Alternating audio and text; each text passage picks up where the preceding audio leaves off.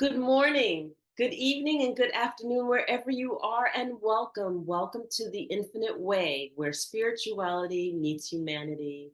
And I'm so excited to have a beautiful, beautiful soul on our program today. And this is Wakanyi Hoffman, and she is a scholar, a storyteller, and an African wisdom keeper, exploring how African Indigenous wisdom can shape ethical frameworks for emerging technologies. At Utrecht University's Inclusive AI Lab, she leads initiatives that integrate Ubuntu philosophy into a design of responsible, sustainable, and ethical AI design thinking. Her work emphasizes personal accountability, collective co-collaboration or co-creation, excuse me, and relational knowledge in guiding innovation. Wakanyi is founder of the Humanity Link Foundation, home to the African Folktales Project, a curated archive preserving intergenerational story rooted in Ubuntu values. She is also the author of Sala, Mountain Warrior, the first children's book depicting the Samburu people of northern Kenya. Through storytelling and research, she campaigns ethical technology grounded in collective good. She is also the mother of 4 multilingual, multicultural children with whom she shares all her stories and wisdom. Welcome to the show. Thank you so much. What a wonderful introduction. I wanted you to keep going. It sounded so melodic and beautiful. It's Oh, if I was me hearing about someone that I think is me. So No, this it is is awesome. totally you, totally Thank you. you. Thank you so You bring much. such a plethora of beautiful work to humanity. And I just love the fact that your children's books, your technology, and in terms of what it's preserving is so crucial. Now, many people aren't really familiar with the Ubuntu wisdom that comes forward. So help us, bring us on a journey. Tell us a little bit about you coming up through the Ubuntu tribe and the wisdom that you gleaned and how it was presented to you for you to be able to embrace. Oh gosh, that is a multi-dimensional question. Yes, I it could go is. in any direction. So we're doing the indigenous route, aren't we? We're just going to meander around like a river. We're going to meander around. And maybe I'll start from there, from a river. So I was born. Oh, I find that that's also a song. I was born by a river, actually. So I was born in Kenya, and I was born on the edge of the of Nairobi city. So the city was just coming up. And I like to think of my time of my birth as being an in-between time, where on the one hand it was a post-colonial time. So my parents were the generation that grew up in colonial Kenya. So you can imagine the kind of childhood that they had. We can get into that at some other point. But they had their childhood disrupted by this very strong, powerful force of oppression. And Yes. then they then grow up and become the adults who have to birth a new nation. So both parents working for the new government of Kenya, which was obviously a nice job to have when it's a young country just starting. So they had that excitement and hope and joy and aspiration to build something really amazing. And so we were living on the edge on my ancestors' land, so inherited land from my grandfather, where then my father was a steward of this land. And so we were living in the homeland, or, the land of my father's home, at the edge of Nairobi city, which obviously was not a city then, or before that. And Right. then, and then right beyond that is this forest, huge forest that is indigenous. It's filled with indigenous trees and plants and flora and over 300 different bird species. And I've never done enough. I don't think that anyone's done enough research to understand how old this forest is, but I want to say probably one of the oldest. still remaining indigenous forests in Africa, Yeah. and certainly the only one that exists in a capital city, and Okay. that's a fact. So roughly the size of Central Park, if you can imagine. Yeah. And in within that forest was a little primary school. So of course, schools were bubbling, and they somehow someone had this wisdom to put a little school to serve the children of that neighborhood inside the forest, which is also a national heritage, right? The forest itself. So I went to that school. So I was one of the kids from the local community that went to that school. But prior to that, the forest was our playground. We played in the forest. We spent hours, days, most of the hours of the day were spent outside, as one does growing up in Africa. Yes. And so for me, the concept of Ubuntu actually began with a non-human experience, the experience of being in connection with everything. So for me, even just the idea of trying to understand interconnection was not something that human beings could explain. It was there, it was obvious. We lived with the bugs and the beetles and the monkeys and all of us, all of that. And so, and there was a river that runs through the forest, which was it is one of my earliest memories is of myself playing with tadpoles inside that river. So Okay. this feeling of all of that is part of who I am. I still can't imagine that it's possible to walk around and not feel like the tree outside my house is part of my kin, we're related Yes. somehow, or that when you walk around, on the streets and you see even people walking their dogs, I think that animal is part of who we are. And so Ubuntu as a concept was not really introduced to me. It was embodied in the way in which we lived, right? And it wasn't until around 1994, and I was 14 years old, and now you can do the math and find out how old I am. It was around 1994 when South Africa became independent. Also, we didn't, our parents had this intelligence, this wisdom of compassion to keep the trauma of colonialism away from the kids. And so we didn't Okay. really talk about that. We didn't talk about what they went through. It was they had their experience and then we were having our own experience. So I didn't really fully understand what it meant to not be a free country. Do you know what I mean? And Yes. so, and South Africa was still under apartheid in 1994. It became independent then. So when that happened, I remember us um, on the television watching this independent South Africa. And so then there was my first introduction to the word Ubuntu, because it was Desmond Tutu, the late Archbishop Desmond Tutu, that then Yes. invoked the spirit of Ubuntu. And I have goosebumps when I think about it because we had this little black and white television. And he said, Ubuntu is who we are, or something to that effect. And I thought, what is Ubuntu? And of course, it was, just the more he explains, like, I am because of who we are. And I'm thinking, yeah, that's obvious. How does no one know this, But it turns out, what he did was he was trying to remind a very divided South Africa, divided along racial lines, Black and white South Africans, that we can't continue on this path. We will destroy ourselves. We'll destroy our humanity. Our humanity is intricately bound up with each other. I cannot That's right. I Yes. cannot decide where my blackness ends and where your whiteness begins, Begin. and the other way around. And so this was a very formal political introduction to Ubuntu for me.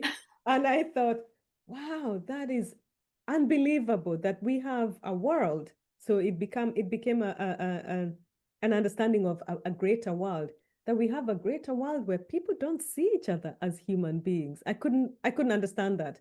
And so this, registered in my mind, and I realized that now I realize, especially as a mom, that the Ubuntu way is not so much about what you call it. We say Omodo in Kikuyu, in my mother tongue, and there's so Okay. many other ways. Umuntu, Umundu, Umuntu, Yes, and we say Gubante. Ubuntu here. We actually say Ubuntu here because I belong to a group called Women Africa. Yes, And Women exactly. Africa, Ubuntu. Yes. There you are, exactly. In Botswana, they have something else for it. In Rwanda, they have a different one, Unhu even. Congolese as well. It's all across the continent. And so when you look at the etymology of the word, it really means being human. It is one word, being human, and it's combined to evoke that idea of what it means to be human. And for me, so if I'm trying to define Ubuntu to somebody who doesn't understand, I would say Ubuntu is a consciousness in motion. It's our it's our evolution. We evolve within ourselves and outside of ourselves, with each other and with everything else. We get to see who we are becoming through each other, through what we have created. So it is, if you take the proverbial tree of life, it's Ubuntu reminds you that there's a seed and then there's the fruits of the tree. And Yeah. rather than focus on the fruit of the tree, worry more about what's growing underneath, because the fruits are telling you this is who you are. So is that who we are? And so it's mirroring rather than acting. And there's a really fine difference. When people talk about mirroring, you think, oh, I am you and you are me. That's not really, um, it's not that kind of that visible clarity of looking at yourself in the mirror. It is seeing who you're becoming in the eyes of the other, right? And it is, Yes. I think of it as peeling away of layers of masks that we have of fear, which is really fear. These masks of I am this, I am a woman, that has its own story. I am a mother, that has its own story. And all these stories have the energy of fear. So when you start to peel away, what you have is authenticity. You have, yes, I am a mother, I can birth humanity into this world. Yes, I am a woman. That means I have certain qualities about me, certain energy, and that sort of thing, or whatever it is that you can identify with. So it doesn't take away identities, but what it does take away is that it destroys the myth of individualism, that the individual really doesn't exist. That's a myth of separation. It takes away that separation, and in place of the individual is individualism, because there's an individuation. I am who I am, and Yola, you are who you are, and we have Yes. different characteristics. Those differentiate us, but we're not different in the sense that we have a life force within us. So from an Ubuntu perspective, it is an invitation to experience the personal relationship you have with everything that's around you, all the intelligence around you within that field of collective intelligence. So that's Ubuntu in action. And then you continually mirror that back. So whenever you have peeled a new layer, we get to see it. And then through you, we get to see who we can become or who we are becoming, for better or for worse. A very long answer. And that's what I've got for you. But it's a beautiful answer, and it is so significant because one of the things that we lack in understanding is we always talk about the diaspora, but we don't actually understand the foundation by which the diaspora resides on. I've been afforded the opportunity, this great opportunity to be here in Angola. And so when you say Ubuntu, that immediately brought me around Mother's Day or Women's Day, Yeah. when we were all honored. And there I was with, I don't know, 2, 3, 4,000 women, and every person on the stage who started off their speech to engage us started off with mulheres Ubuntu, which is women Ubuntu, and there we are. I felt it. I Mm. felt it. And Mhm. so here I am encountering this and feeling it in my heart and getting chills every time it's spoken. But Yeah. here you just define that experience for me, which is how they're seeing one another, how they're engaging one another, and Mhm. and what the overall feeling is from the basis of that word. And it's powerful. Mhm. It's Mhm. powerful. So you know what you know, and you really don't know what you don't know. And then the fact that how that honoring, you said you grew up by a river, and how rivers and nature is truly honored Mhm. here. Mhm. Okay, so when I was in Dome Grande, you did not touch the river without the tribal leader's permission. Yeah. period. That, you don't go in the water, you don't play in the water, you blah, blah, blah. You have that permission, then you go in the water. I also saw how the water was respected. I walked the east and west Savo parts Mm-hmm. in Kenya, Mm-hmm. the river. We walked alongside the river, and the symbiosis between the animals, the the nature, but mainly the animals. So when you say I got up in the morning and I listened to the animals, I remember the first time I woke up on that walking safari because we walked 100 miles. Mm-hmm. And when we woke up and I could hear elephants in the background, I could hear maybe the monkeys playing overhead. I mean, every little sound was Yeah. really significant and it was phenomenal. I was like, I'm waking up into a whole new world. Yeah. And I Yeah. loved feeling it, experiencing that. And many people don't get this opportunity. So for me, like, I hear you, but I hear you. Yes, I understand that. And it's a different hearing. It's Yes, listening to what you are experiencing, And so a lot of times people, even from a research, I'm also an academic, as you know, just even the language that we use to describe these experiences. If I say the river was speaking, the river was quiet, for someone else that might just sound so bizarre and odd. Rivers can't speak or whatever. But I'm not it's a metaphorical listening, hearing, talking. But what I'm talking about is an inner experience, an inner relationship, that I have such a rich tie relationship to that river, like you said, with the indigenous people there, that I can tell when the river is not well because it feels something inside me. It's not just looking yes, at it. It's not just seeing the rapids on the river moving and the noise.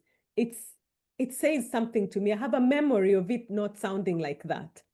So it's right, speaking to me in that sense. It's not speaking. It doesn't become animate. It doesn't become a person that I can have a conversation with, but I can communicate with it on a much deeper level. That's very different to just scientifically saying, oh, according to this, or depending on how this river looks today, it might not be doing well. There's far more information than what meets the eye or meets your five, common senses, which are great to get around in our physical selves. But there's a whole other metaphysiological experience that we're having with everything around us. And that takes thousands of years of understanding, of living in relationship with the land and having those stories passed down, which is the power of storytelling. Having those stories passed down. yes, that's exactly where I So wanted to go. they're not, it's not inaccessible, because even as I'm speaking, I'm hearing myself, and I have to stop and say, well, what if someone didn't grow up like that? What if someone didn't grow up by the river? They grew up in New York City in an apartment. So what about them? And what I would But say here is, I am yeah, because you're talking exactly. to the person who grew Exactly. up in New York City and not in an apartment in a house, but like in the middle of the city in Queens. But what we do is we have a longing in our hearts. For Yes. me, there was a longing in my heart that sought this. Yes. And that's why I came to Africa, and that's why I wanted to experience it. It was like, Mhm. where are my traditions? Where are the things that I observed on television that Mhm. I could experience? Where was my rite of passage? And Yeah. this is why it's so important to have these conversations. And what It, I wanted to ask you along that lines, you can finish up, but I want you to go into how stories are passed down in Africa from generation to generation, and how storytelling is actually formed. Because it's mhm. not just me picking up a story and making it like very visual for you, and that's there's so much more to it. So if you could continue, I'm sorry, I didn't mean to interrupt. Absolutely. No, absolutely. Stories are what create worlds. Stories are a dialogue. Every dialogue is a story. What we're doing right now, we're storytelling. That's what we're doing. We're not, Yes. but there's an art of storytelling that um is geared towards, and I use the word gear, it's moving towards closeness. It's moving towards, how does my story connect to yours? So then we can discover how we're connected. And so stories are a form of weaving our humanity, or unraveling what is sitting between us, so that we can find that common thread. So it's like you're removing the knots. I'm removing the knots on my side, you're removing the knots on your side, and then slowly. And so if you observe women weaving baskets, or I use women, but men also create, doing the work that they do in the especially all across Africa, especially that informal industry of the creative. Yes. I think that's where you really tap into this intelligence of Ubuntu and intelligence of storytelling, because you can't not speak to the person with whom you're working. You're creating especially creating something, versus this sort of clinical desk worker that we became post the industrial era, where this is my cubicle, that's your cubicle. It is so sanitized and separated. Whereas out there in the market, the oranges spill into the plums, and the plums spill into the mango. And then, and then I realized that, oh, you've sold enough orange, you've sold so many oranges, or you've sold no oranges at all. And I've sold so many plums. So the next time a customer comes here looking for more plums, I'm gonna say to them, can you maybe look into those oranges over there? This is information that you've gathered based on relationship. Stories Yes. are a way of reminding us about who we are. But there's a way to tell a story that is getting closer to the truth, right? The truth, not multiple Yes. versions of the truth, but the truth, right? Because we all have all the versions of the truth, but we're trying to get to the heart of the matter, True. to the truth, right? Yes. And then there's stories that are told to manipulate and get us to do certain things. And I think this is the danger of storytelling and the power of storytelling. So it's a double-edged sword that we can think of. It's like a fire.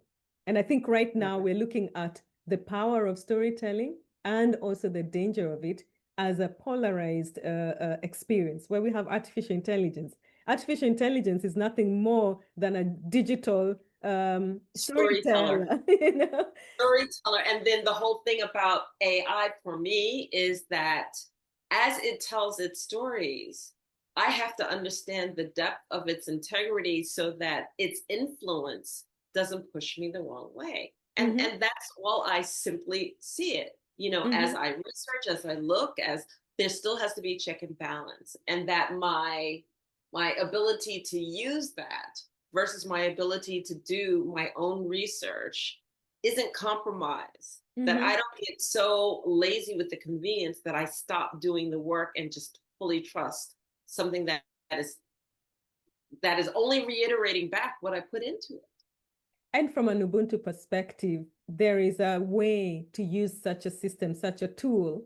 It's a bit like Please tell us. yeah, and it's Tell- it's like I call it the second fire that we've okay. discovered. When we Okay. discovered the fire, you couldn't keep the fire to yourself. It would burn you, Right. right? You had to And share it. everybody You can, wanted and everyone to have fire warmth. Yes. exactly. And But everybody can see there's a fire over there and there's none over here. What is that thing that's flickering away? So this is what we've done. We've discovered another fire. It doesn't matter where it was discovered. Fire was discovered all around the world by different yes. communities around the same time. So it was an intelligence that was there, we were waiting for, probably had a lot to do with the climate.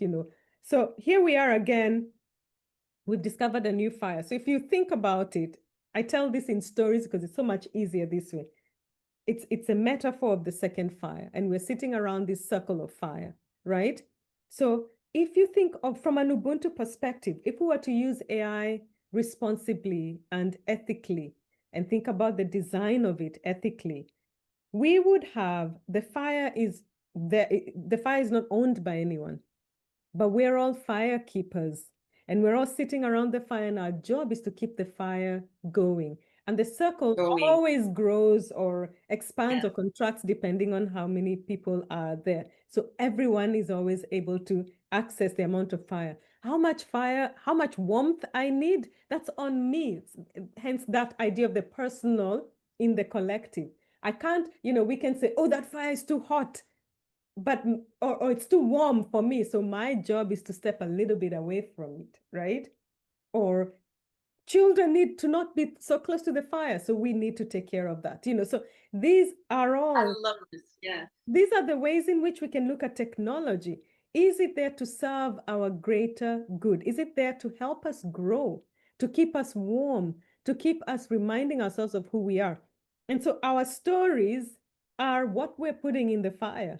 It's what the fire is consuming to keep going. I had an amazing conversation recently with someone who's working here at the University of Amsterdam, and she said, and I said I would credit her with this because it's such a brilliant idea, that imagine if data centers, the spaces that, AI is not something that's happening in thin air. It has a Right. material component, right? So from an Yes. environmental perspective, it's actually a really terrible thing that we've created without putting in place a way to ensure that we're not extracting from the earth. So she said, Right. imagine if data centers became community gardens, that they were designed as a garden. And so our job, all of us, citizens of country X or members of community X, our job is to look after that garden. And so if we don't look after our garden, then the garden dies, right? So I think of that, if I take it a little bit further, it's like AI is all our stories, and we are all responsible for how we use it, what stories we put in there. Our words, our stories are the seeds that we're planting inside this garden, or the sticks that we're putting in the fire to keep us warm. So how do we remind ourselves of what is the ethical, personal, moral, ethical consideration I have to make? This is how we grow in our evolution. This is how we evolve in our Ubuntu. We remember that, of course, anything that I put out there that is harmful to the collective comes back to harm me, because I am also part of the collective. There is no escaping the fact that we live with others. So no matter what you do, it has a way of coming back to you, or coming back to your neighbor who's your neighbor, or your child who's your Yes. child. So this is the way that I look at artificial intelligence when I'm talking about the design thinking. Before you create more tools, whatever you use it for, to cook or whatever it is, what are you cooking and for who and why, right? So these thoughts are what we need to have when we're engaging with AI. Less so about that it's here, let's be afraid of it, let's be worried about, the bias and all of that. Everything is going to be good or bad, depending on how you look at it. None of that means anything. What is important is what the personal experience is that affects the collective. And that's what's important for all of us to consider when we're using artificial intelligence. Yes. Yes. I absolutely love this conversation. So, where I want to go is I would love for you to share with us your children's book and the story behind it. Thank you so much for asking. So I've written a couple of children's books, and Sala is, I like to call it my official mainstream debut, published by a mainstream publisher in the UK, Otterbury Press, who are very generous and kind to take on a story that is quite unusual. The story itself emerged during COVID. So we were in the height of coronavirus. You remember well, parents suffered greatly. Prior Yes. to that, all of us parents, I think most responsible parents were wary of the effects of screen time on their children. But then cue in COVID, and all the kids have been sent home, and somehow the idea was that schooling should happen in front of a screen. So we had our youngest one, so I have 4 children. Our youngest one at the time was about 5 years old. And so he didn't have an iPad. He didn't have any access to any of that. He was just a kid who played with his friends, and that was all. But then we needed to give him an iPad in order for him to be on the classroom. And so there I had this little guy on the iPad going to school online, trying to figure it all out, which is just bizarre to watch him because half the time he got into Minecraft. He discovered, oh, these other things to do. And so he wouldn't even attend half the classes. And then I'd get all this, and then I'd get all these messages from his teacher saying, Jonah did not show up for music class. I'm like, I didn't know there was a music. Well, first of all, I'm thinking, why are you having a music class online? Why don't you just send us a song and we can teach the kids how to sing? Right. So all this knowledge started to come back, and I started having a conversation with myself because all the kids were on their screens. And I started questioning if this was happening in the bush, if all of us lived in another time, in ancient time, how would we have embraced this period? What would we have done with the children? Surely we would not have isolated them inside their homes and told them you have to sit there and learn this all day and you're not allowed to see your friends, that sort of thing. We would have celebrated the opportunity to take a pause and send the kids outside and have them interact with other knowledges that they didn't have access to before if they had been spending time in classrooms like they were before. Right. So from that perspective, I started asking myself, I wonder what the kids in the bush in Kenya or all across Africa, I wonder what they're doing because they don't have access to the internet. They don't have access to iPads and all these other things. So I started to do my research, and I sit on the board of an organization called the Kenya Education Fund. And it is a scholarship fund that that helps children from very disadvantaged communities, financially disadvantaged, to pay for them, to give them scholarships to go into secondary school, which is not free in Kenya. So I got in touch with our country director and I said, his name is Dominic. And I said, Dom, what are the kids from, Samburu land and Turkana and Maasai land? These are some of the oldest indigenous communities in Kenya, hugely marginalized. They have no access to anything. Sometimes there are even no roads, real roads that lead to their homes. I said, what are they doing? How are they managing this period, where I'm not managing with my kid in front of the iPad? How are those mamas in Samburu land managing with their kids at home? Right. And so then I started to discover that what was actually happening was similar to what was happening in the modern world. It was no different. So while the kids were outside playing, and yes, that's what they could do because they didn't have anything else to do, the grown-ups had also started going back to certain practices, one of which was the girls were now being married off, which is illegal. Teenage child brides were becoming a thing, revisiting, going back to certain cultures that we have done so well to eradicate, and give everyone an opportunity to grow and be whoever they want to be. And this was all going under the radar because there was no monitoring, there was no in certain places you couldn't know exactly what people were doing, and there were boundaries. You couldn't go into certain counties. We call them counties in Kenya. So it was no man's land. People could do whatever they wanted to do. So while here in the western part of the world, this is what we were doing, it was no better than what some other people had decided to do to their children, sell them off and that sort of thing, especially the girls. And so the story of Sala emerged out of a desire to remind myself that there's another way, right? And it's very much an empowerment, a story about empowerment, a story of reminding ourselves that children have within them their own story that is unfolding. It is not for us to decide what to do with the children. And this idea of what to do with the kids, it's such a bizarre thing. If you look at wildlife, animals, lions, the mama lion doesn't wonder what to do with its cub. The mama lion is the mama lion, and the cubs are the cubs. And the cubs learn how to become mama lions as they grow. You embody what you see. You become what you're seeing rather than what you're hearing, what you're being told to be.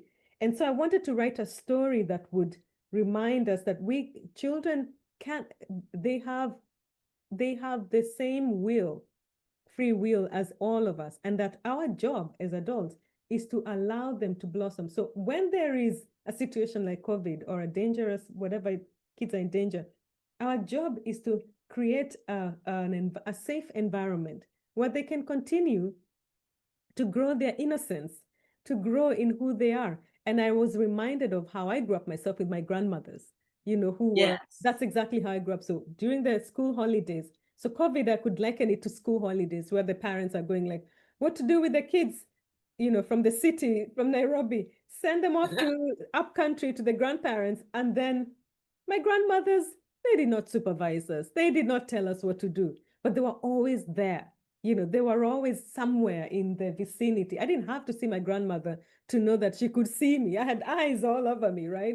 But in that way, I had this innocence of adventure, of discovering, of learning through my own mistakes, even eating when I'm hungry, understanding what that means, whether I'm hungry for this or that. It's not eat 3 times a day and not think at all about anything else.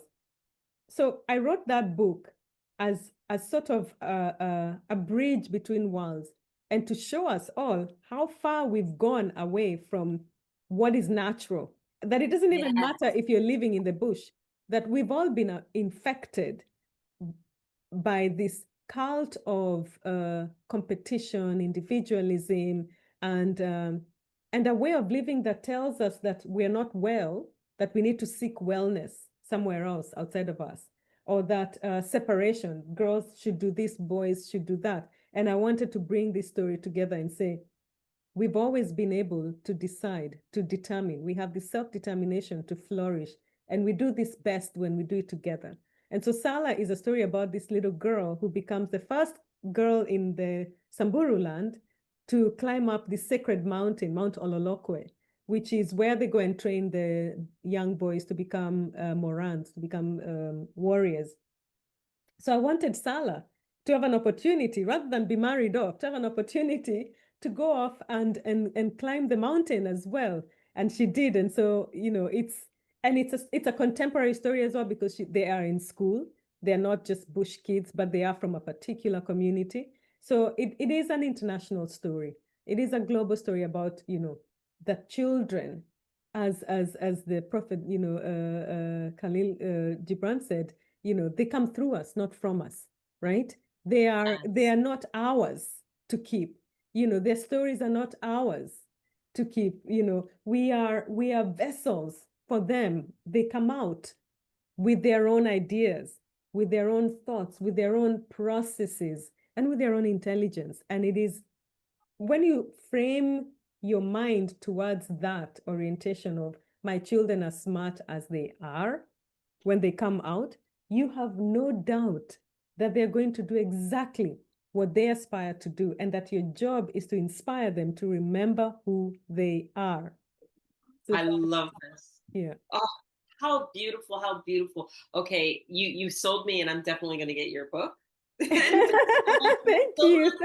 I absolutely love this. And really, those are life lessons. Everything that you're sharing is a life lesson, because we've gotten so wrapped up, even as adults, and this is the way we believe we're supposed to do, what we're supposed to be. And, like, I can truly relate to that, because it was for me when I left corporate life and when I took that walk, and I mentioned the East and West Sala Park, Yeah. that was me discovering and learning that there was another way to live, and that I didn't have to be in that cubicle the whole time. I hadn't experienced any of these things before. And then to wake up every morning and be in nature, and to do a 10-mile walk and be in the wilderness and be right there with the animals, and then really realizing all of the fear and trepidation I had around the animals was ridiculous, because they could care less about me. Here we are crossing the Savo River, and we're singing across the Savo River. Why? To make sure that the alligators stay out of path. But like, for me to be able to cross an alligator infested river to get to the other side, and all I had to do was sing, I wouldn't have known that. The Maasai walking with us on each side of us, but it was wonderful.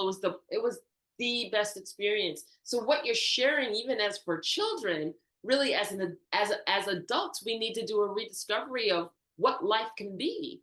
I mean, what are your thoughts about that?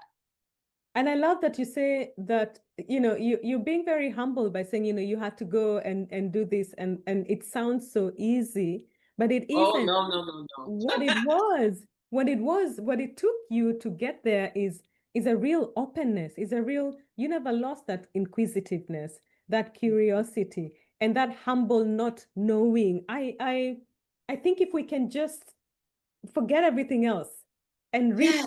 retrain ourselves to just humbly acknowledge that we have no clue about everything, but we have a little bit of knowledge about something. And Yes. that is always more than enough to get to build onto something else that we can discover. So the idea, from an Indigenous perspective, teachers, the best teacher becomes the best student in the classroom.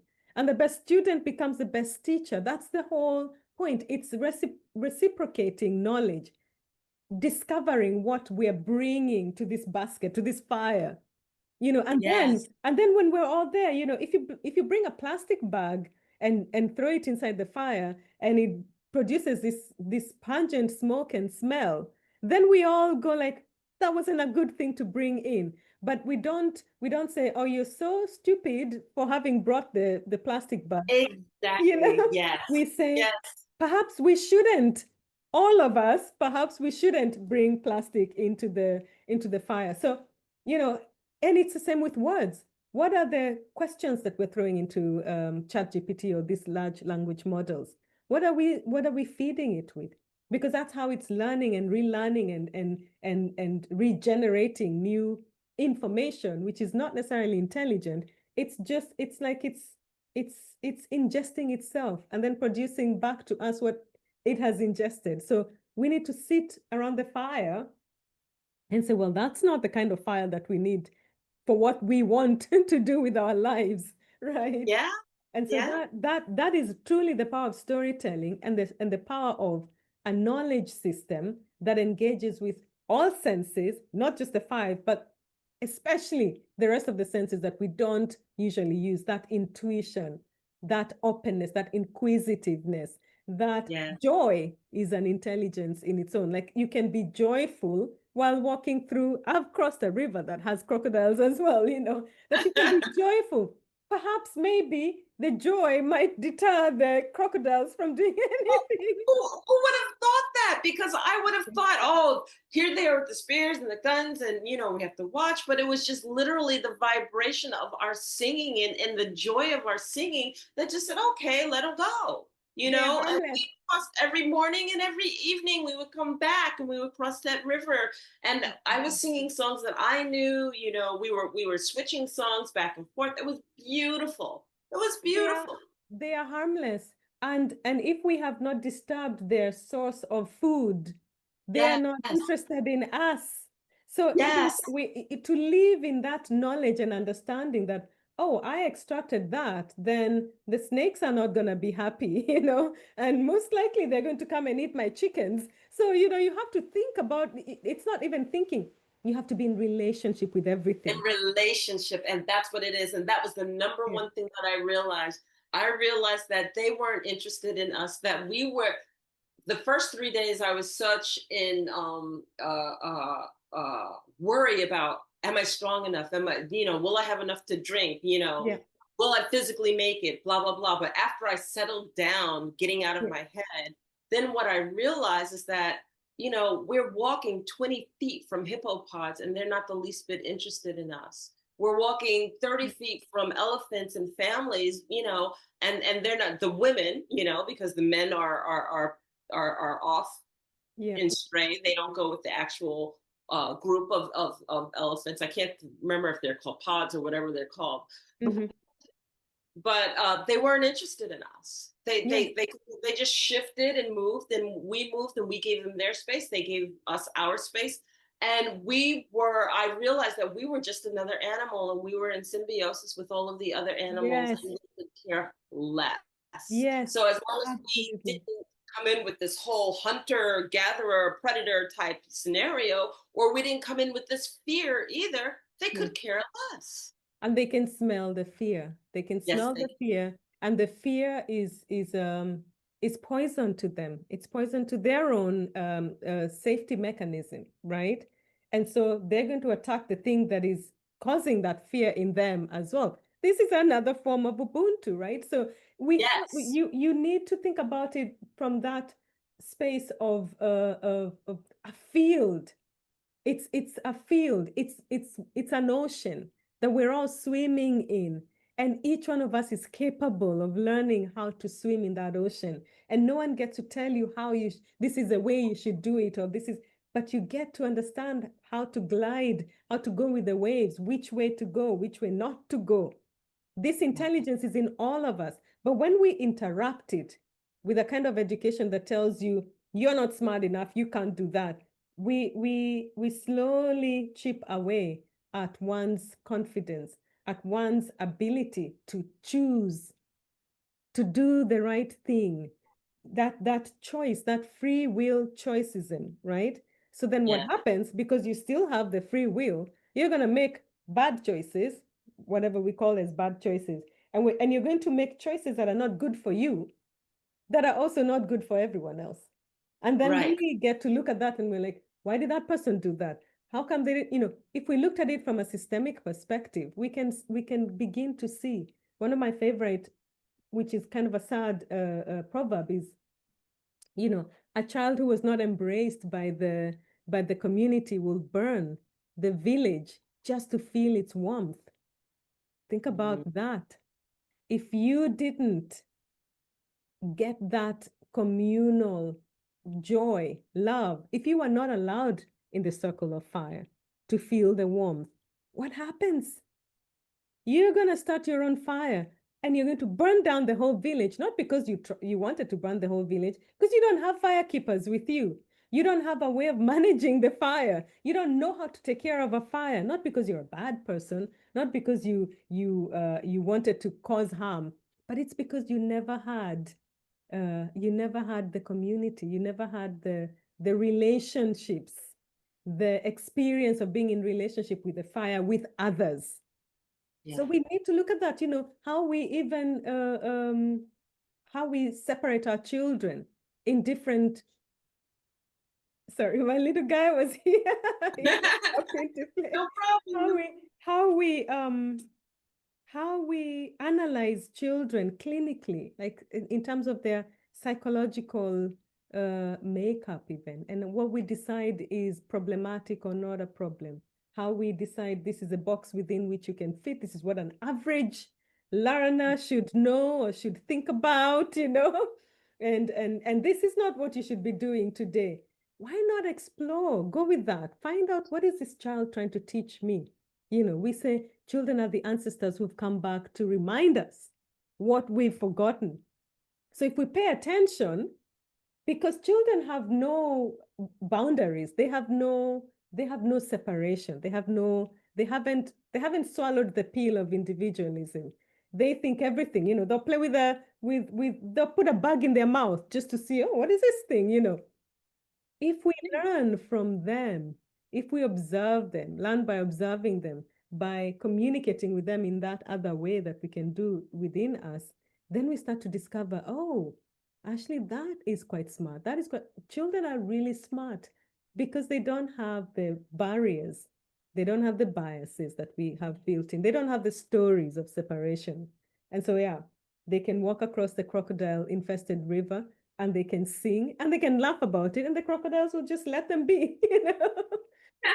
Exactly, exactly.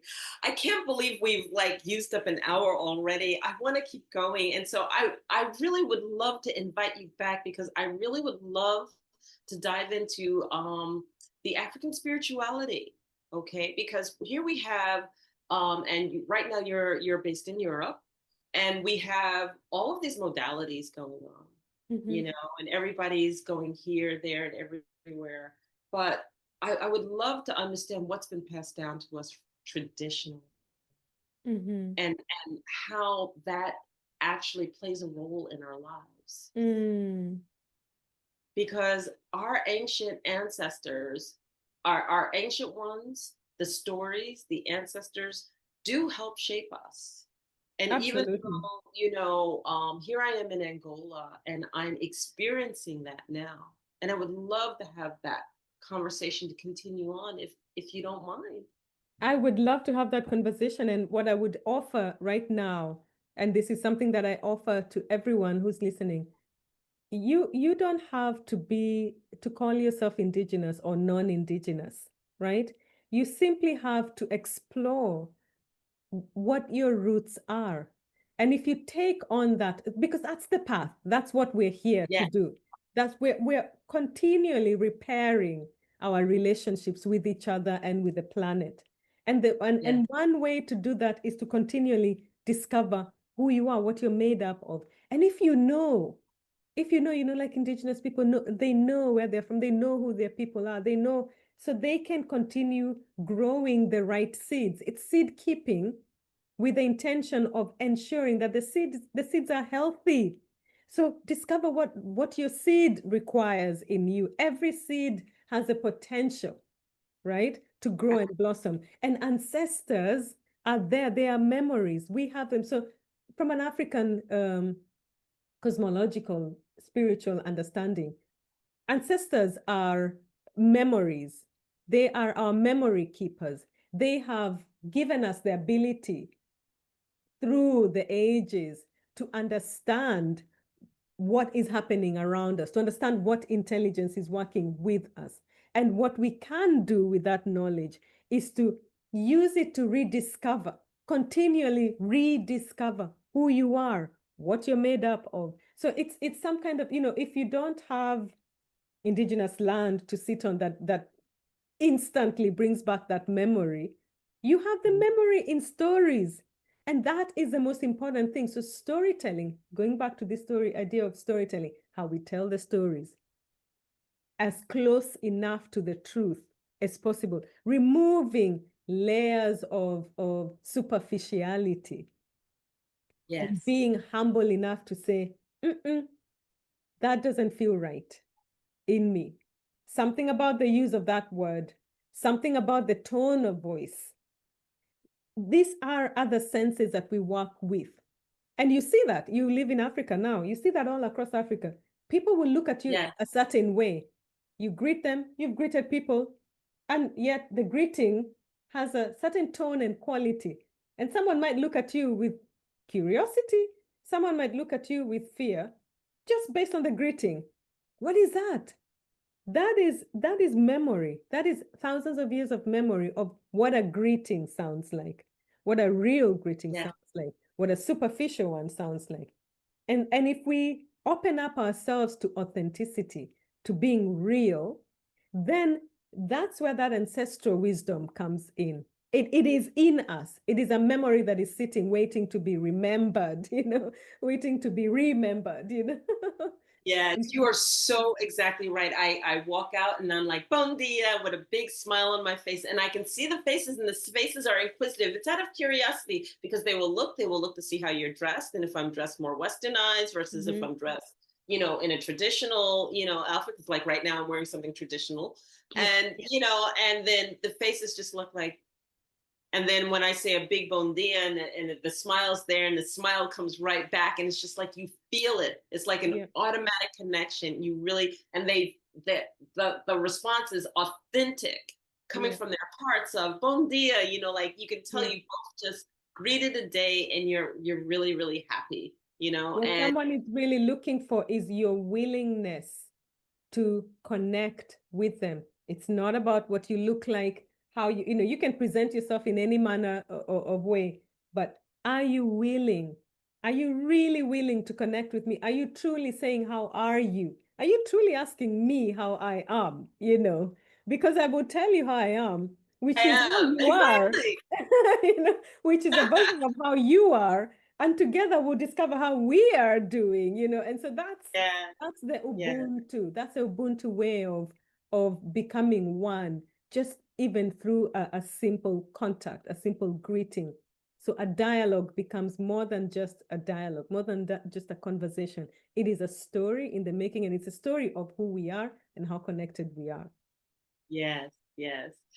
how can people reach you? How can people find your books? Please just share that information. I'll also capture that for you and then put it down in the description below. But we'll end it on that and then invite everyone back. Thank you so much. So I am on LinkedIn. That's about the only social media that I engage with. So you can find me Okay. there, Wakanyi Hoffman. And also, my book is available in bookstores around the world, but also on Amazon. So Sala, Mountain Warrior is also available there. And I'll send you the rest of like the website and all of that you can share. Thank you so Okay. much also for that offering. Thank you. Thank you for being here. Thank you for sharing your wisdom and your knowledge. Thank you for your contribution to all that you do through your works and Mhm. amplifying that voice because it's so necessary and so needed at this time. So, everybody, that is Wakanyi Hoffman, and I'm so grateful. And if you enjoyed this episode of The Infinite Way, please subscribe, please like us, and please forward this episode to those who you believe it would benefit. So, this has been another episode of The Infinite Way where spirituality meets humanity. And we'll see you for the next time. Take care for now. Bye bye. Bye. Thank you.